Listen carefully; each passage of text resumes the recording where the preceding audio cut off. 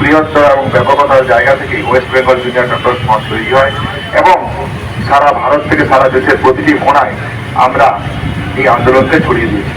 সেই জায়গা থেকে সহযোদ্ধা যেমন বললেন যে আজ জয়নগরেও আমাদের প্রতিনিধি দল গিয়েছিল ওয়েস্ট বেঙ্গল জুনিয়র ডক্টর ফ্রন্টের পক্ষ থেকে। আমরা যেটা বলেছি, যা বলতে চাইছি সেটা এটাই, অভয়ার ন্যায় বিচারের দাবিতে জুনিয়র ডাক্তাররা যেরকম আন্দোলন করছে ঠিক সেইভাবেই দ্বিতীয় অভয়া যাতে না হয় তার আটকানোর জন্য আমরা যেমন যে 10 দফা কর্মসূচি, 10 দফা দাবি ওয়েস্ট বেঙ্গল জুনিয়র ডাক্তার ফ্রন্টের পক্ষ থেকে আমরা এবং পাশাপাশি এটাও বলছি যাতে পশ্চিমবাংলার বুকে যে কোনো অভয়ার বিচারের দাবিতে West Bengal junior doctor front সবসময় কাঁধে কাঁধ মিলিয়ে লড়াই করবে। আমরা তাদের জন্য দাবি তুলব, তাদের ন্যায় বিচারের সাথে আমরা সবসময় পাশে থাকি। আজ অনশনের দ্বিতীয় দিন। আপনারা জানেন, সংবাদ মাধ্যমের প্রতিনিধি থেকে সাধারণ মানুষরা জানেন, আমাদের এই আন্দোলন থেকে উঠে আসা একটা অন্যতম দাবি ছিল কলেজে কলেজে ভয়ের পরিবেশ এবং ফেক কালচার। এই আন্দোলন থেকেই মনে হয় এই শব্দবন্ধ তৈরি হয়েছিল। সেই জায়গা থেকে আমরা আরজিকর রেসিডেন্ট ডক্টর অ্যাসোসিয়েশন 59 জনের, প্রথমে 51 জন, পরে আবার অ্যাড হয়ে 59 জনের টোটাল তালিকা আমরা ইনকোয়ারি কমিটির কাছে রেখেছিলাম। সেই তালিকার শাস্তির জন্য কালকে কলেজ কাউন্সিল মিটিং ডাকা হয় এবং সেই মিটিংয়ে বিস্তারিত আলোচনা হয়। আপনারা সেই মিটিংয়ের বিস্তারিত মিনিটস এবং যা শাস্তি তা আপনারা জানেন। আপনারা জানেন যে শুরুর যে 10 জন আছে সেই 10 জনকে কলেজের পক্ষ থেকে এক্সপেল করা হয় এবং যে 10 জনের তালিকা, সেই তালিকা যদি আপনারা দেখেন সেই তালিকায় একজনকে অবিলম্বে সিবিআই গ্রেপ্তার করেছে। আপনারা যদি সেই তালিকাকে আরো খুঁটিয়ে দেখেন, তারা সিবিআই তদন্তের এই 9 তারিখের ঘটনাকে কেন্দ্র করে সিবিআই এর তদন্তের বিচারাধীন বিভিন্ন সময় সিবিআই বিভিন্ন সময় তাদেরকে বিভিন্ন রকম বিচারের প্রশ্রয় রেখেছে। তাহলে এই যে 10 জনের যে তালিকা উঠে এসছে সেই তালিকা 9 তারিখের ঘটনার সাথে প্রত্যক্ষ এবং পরোক্ষভাবে জড়িত বলে আমরা মনে করি। সেই জায়গা থেকে আমরা মনে করেছিলাম এবং আমরা এখনো মনে করি যে এই যে ঘটনা ঘটেছে এবং এই যে 9 তারিখের ঘটনা তৈরি হয়েছে সেই ঘটনার জায়গা থেকে কাল আগের দিনের কলেজ কাউন্সিলিং মিটিং এর দিক থেকে আমাদের student West Bengal junior doctor ফ্রন্টের পক্ষ থেকে আমরা সেখানে দেখেছিলাম এবং আমরা শাস্তির দাবিটা রেখেছিলাম, সেই দাবি আমরা নিয়ে আসতে পেরেছি। এটা একটা আন্দোলনের বড় অগ্রগতির পথে একটা বড় ধাপ। আমরা যে জায়গাটা বলে দিতে পেরেছি যে 9 তারিখের ঘটনায় প্রত্যক্ষ পরোক্ষভাবে এই 10 জনের যে তালিকা উঠে এসছে সেই তালিকাকে গভীরভাবে দেখার প্রয়োজন আছে। আজ দ্বিতীয় দিন এসে আরজিকর মেডিকেল কলেজের পক্ষ থেকে আমি ডাক্তার অনিকেত মাহাতো ওয়েস্ট বেঙ্গল জুনিয়র ডক্টরসের যে 10 দফা দাবি আছে সেই দাবিকে সামনে রেখে আজ থেকে আমরণ অনশনের কর্মসূচি আমি পালন করব। ধর্মতলায় জুনিয়র চিকিৎসকদের আমরণ অনশনে নতুন যোগদানকারী। ধর্মতলার ময়দানে জুনিয়র চিকিৎসকদের অনশনের সংখ্যা বেড়ে দাঁড়িয়েছে 7 জন। আজ আরজিকর মেডিকেল কলেজের জুনিয়র চিকিৎসক অনিকেত মাহাতো এই অনশনে যোগ দিয়েছেন। চিকিৎসকদের দাবি যতক্ষণ না তাদের সমস্যার সমাধান হচ্ছে ততক্ষণ তারা এই আমরণ অনশন চালিয়ে যাবেন। Bureau report, news prime Times. প্রথমে তারা বললেন 5 দফা, তারপরে 10 দফা, তারপরে আবার স্বাস্থ্য সচিবের চাইছেন পদত্যাগ। ভাঙা রেকর্ডটা কিন্তু বাজিয়ে বাজিয়ে বাজিয়ে বাজিয়ে কান ঝালাপালা করে ফেলেছেন ওনারা।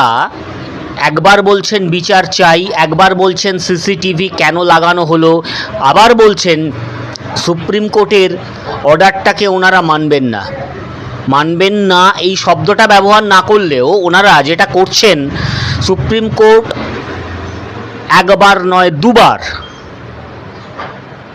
আদেশ করলেন, অনুরোধ করলেন যে আপনারা কাজে ফিরুন, মানুষের স্বার্থে, সমাজের স্বার্থে কাজে ফিরুন। কিন্তু দুঃখের কথা, ডাক্তারবাবুরা তাদের বক্তব্য যে না, আমরা শুনবো না।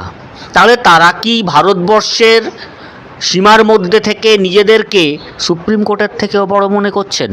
কোন অধিকারে তারা এমন কোন অধিকারে নিজেদেরকে সুপ্রিম কোর্টের থেকেও বড় মনে করতে পারেন, যেখানে ভারতবর্ষের সংবিধান মহাধর্মাধিকরণকে বলছেন ভারতবর্ষের সংবিধানের রক্ষাকর্তা বা অভিভাবক? তা সংবিধানের অভিভাবক হিসেবে যখন মানুষের মৌলিক অধিকারের স্বার্থে ডাক্তারবাবুদেরকে বারে বারে অনুরোধ করা হচ্ছে যে আপনারা মানুষের স্বার্থে কাজে ফিরুন, তাহলে তারা এমন কোন জগতের প্রাণী, কোন জগতের মানুষ, কোন ক্ষমতায়, কোন বলেতে বলিয়ান, কোন রাজনৈতিক দলের দ্বারা মদতপুষ্ট, যার জন্য তারা আজকে সুপ্রিম কোর্টকে বুড়ো আঙুল দেখাচ্ছে?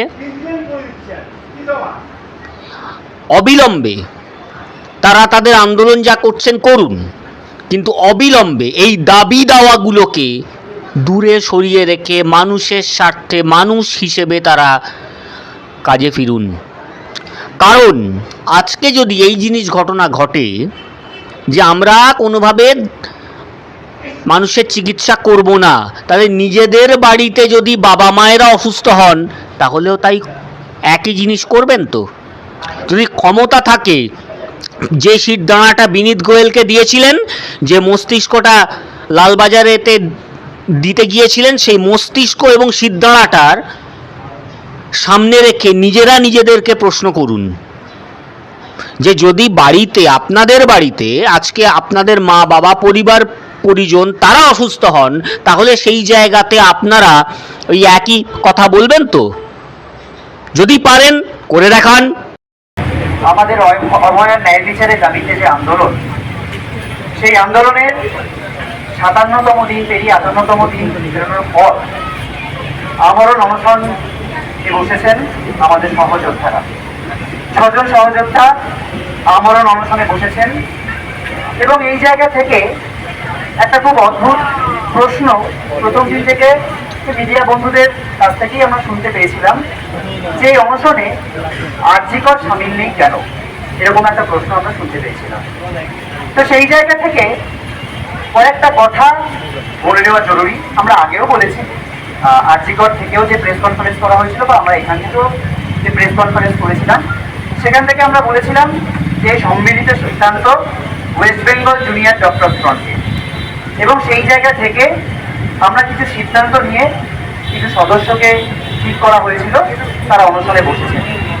আরজি করে একটা অন্য ঘটনা কিন্তু এই মুহূর্তে ঘটে চলেছিল, যে আমাদের 10 দফা দাবি, যে 10 দফা দাবির জন্য আমরণ অনশনে আমাদের সহযোদ্ধারা রয়েছেন, তার মধ্যে অন্যতম ইম্পর্টেন্ট কিছু দাবি, যে ভয়ের রাজনীতি, থ্রেট কালচার, তার বিরুদ্ধে যে লড়াই, সেই লড়াইটা নিজেদের কলেজের ময়দানে কিন্তু আরজিকরকে এই মুহূর্তে লড়তে হচ্ছিল। কলেজ কাউন্সিল ঘেরাও, সেখান থেকে কলেজ কাউন্সিল ঘেরাও করে যে থ্রেট কালচারের মাথা, তাদের একটা শাস্তির দাবি ছিনিয়ে আনা, এই একটা কলেজ ভিত্তিক লড়াইয়ে তারা অত্যন্ত ব্যস্ত ছিলেন। তো সেই জায়গা থেকে তারা প্রাথমিকভাবে গতকাল যখন আমরণ অনশন শুরু করা হয়, সেখানে যোগ দেওয়ার একটা জায়গায় সেই মুহূর্তে পৌঁছতে পারেননি। এমনকি এরকম ন্যারেটিভও শাসক দল বলুন বা বিভিন্ন জায়গা থেকে ছড়ানো হয় যে আসলে অনেক বিভাজন রয়েছে, তাই আরজিকর নেই, অথবা এমনও ব্যাপার যে এটা নাকি রিলে অনশন, কেউ উঠছে, কেউ বসছে, কেউ উঠে যাবে, কেউ বসবে, এরকম একটা ব্যাপার। আমরা প্রথমেই স্পষ্ট করতে চাই, আমাদের এই সহযোদ্ধারা নিজেদের জীবন বাঁচিয়ে রেখেছেন, আমৃত্যু। আমাদের যে গণশত্রু বানানোর প্রচেষ্টা হচ্ছিল, সে জায়গা থেকে আমরা বলেছিলাম যে আসলে আমরা রোগীরা, ডাক্তাররা রোগীরা যে উল্টো পক্ষ তা নয়, আসলে আমরা একই পক্ষ। সেই জায়গা থেকে আমরা পূর্ণ কর্মবিরতি থেকে প্রত্যাহার করেছিলাম এবং আন্দোলনের ফর্ম হিসেবে আমরণ অনশনকে কিন্তু বেছে নিয়েছিলাম।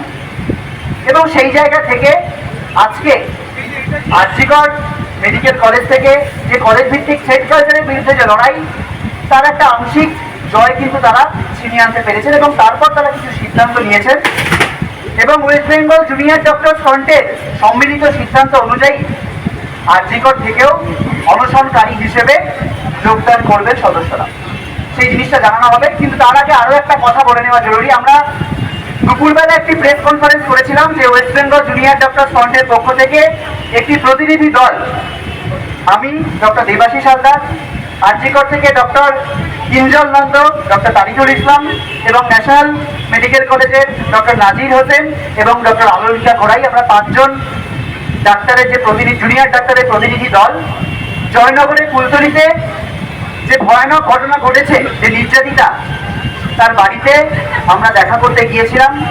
এবং এই দেখা করার উদ্দেশ্য আর কিছুই নয়, আমরা মনে করি আমাদের সহকর্মী অভয়ের সাথে যে নারকীয় ঘটনা ঘটেছে এবং সেখানে পুলিশ প্রশাসনের যে একটা ঘৃণ্য নক্কারজনক ভূমিকা দেখা দিয়েছিল, এক্ষেত্রেও কিন্তু সেই একই ব্যাপার দেখা দিয়েছে। সেই জায়গা থেকে তার পরিবারের একটা পাশে থাকার একটা বার্তা, অন্য কিছু নয়, কোনো অন্য উদ্দেশ্য নয়। আমরা গিয়ে কি দেখলাম, বহু বহু রাজনৈতিক দলের নেতা নেত্রীরা তারা ভিড় করে রয়েছেন, বারবার যাচ্ছেন এবং তার যে পরিবারের লোকেরা তাদের যথেষ্ট বিব্রত। আমরা খুব বেশি কথা তাদের সাথে বলে বিরক্ত করিনি, আমরা এইটুকু বার্তাই তাদের দিয়ে এসেছি যে আমরা West Bengal junior doctor front, আমরা যে লড়াইয়ে রয়েছে, আমরা যে যন্ত্রণাটা বুঝি, যে একজন বাড়ির লোককে হারানো, বাড়ির মেয়েকে হারানো, সেই যন্ত্রণাটা আমরা প্রতি মুহূর্তে যেমন অনুভব করছি, পশ্চিমবঙ্গের আপামর মানুষ যেমন অনুভব করছেন, তারাও যেমন অনুভব করছেন, আমরা সকলে আসলে এক। এই লড়াইটা সকলের, এইটুকু বার্তা দিয়ে আমরা কিন্তু সেখান থেকে এইমাত্র ফিরে এসেছি এবং তারপর দাঁড়িয়ে আরজিকর মেডিকেল কলেজ থেকে অনশনকারী হিসেবে যোগদান করবেন, সেই হিসেবে আমি কিছু বক্তব্য আমাদের সহযোদ্ধা অনিকেতকে রাখতে বলবো। আপনারা জানেন 9 আগস্টের ঘটনাকে কেন্দ্র করে আরজিকরের বুকে যে আন্দোলন শুরু হয়েছিল, সেই জায়গার আজ 59তম দিনে এসে পৌঁছেছে। আপনারা জানেন সেদিন আমরা যে ডাক দিয়েছিলাম, আরজিকর দিচ্ছে ডাক, অবহেলা বিচার পাক, বিচারের দাবিকে সামনে রেখে এবং একগুচ্ছ কর্মসূচিকে দফাকে সামনে রেখে আমরা এই আন্দোলন শুরু করেছিলাম।